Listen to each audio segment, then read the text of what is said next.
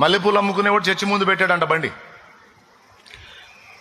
Pastor గారు లోపల పోతే చెప్పాడు, ఒక్కడు కూడా కొన్నాడు పోరా అని. ఇంకో చోట పెట్టుకో, మార్కెట్లో పెట్టుకోపో, అక్కడ కొంటారులే కానీ ఇక్కడ కొందరు పో అంటే, ఎందుకు కొందరు ఇంతమంది ఆడవాళ్ళు వస్తుంటే కొంటారులే అని పెట్టాడు.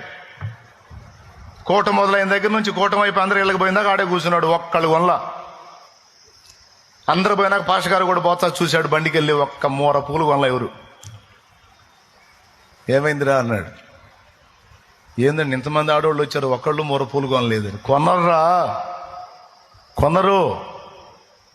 పిచ్చి పిచ్చి వేషాలన్నీ వేసి రోడ్లమిటి బజార్లమిటి తిరగటానికి వారు బజారు సంబంధులు కాదు, వారు పరిశుద్ధాత్మ సంబంధులు.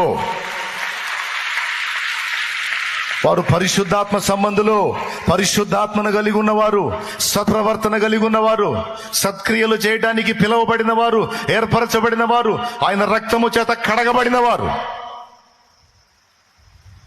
వారు అడ్డదిడ్డంగా తిరిగేవాళ్ళు కాదు, అడ్డదిడ్డంగా ప్రవర్తించేవాళ్ళు కాదు, అడ్డదిడ్డంగా బతికేవాళ్ళు కాదు. క్రీస్తు రక్తము చేత నీతిమంతులుగా తీర్చబడి నీతిగా బ్రతకటానికి తమ్మును తాము ప్రతిష్ఠించుకున్నవారు. ఇంకంతే బండి నెట్టుకొని పోయాడు. ఇక మళ్ళా కనపడలా మధ్యలో. Download ShareChat.